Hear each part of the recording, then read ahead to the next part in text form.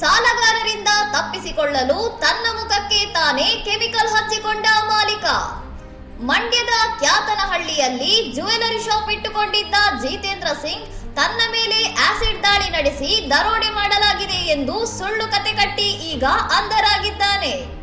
ದುಷ್ಕರ್ಮಿಗಳು 170 ಗ್ರಾಂ ಚಿನ್ನ, 8 ಕೆಜಿ ಬೆಳ್ಳಿ ದೋಚಿದ್ದಾರೆ ಎಂದು ಆಸ್ಪತ್ರೆಗೆ ದಾಖಲಾಗಿದ್ದ ಮಾಲೀಕನ ಮುಖದ ಗಾಯ ನೋಡಿ ಪೊಲೀಸರಿಗೆ ಅನುಮಾನ ಶುರುವಾಗಿತ್ತು. ಆಸಿಡ್ ದಾಳಿಯಾಗಿದ್ದರೆ ಕಣ್ಣಿಗೆ ಹಾನಿಯಾಗಬೇಕಿತ್ತು. ಆದರೆ ಕೇವಲ ಮುಖಕ್ಕೆ ಮಾತ್ರ ಕೆಮಿಕಲ್ ಹಚ್ಚಿಕೊಂಡಿದ್ದ ಮಾಲೀಕನ ಕಳ್ಳಾಟವನ್ನು ಪೊಲೀಸರು ತನಿಖೆ ವೇಳೆ ಪತ್ತೆ ಹಚ್ಚಿದ್ದಾರೆ.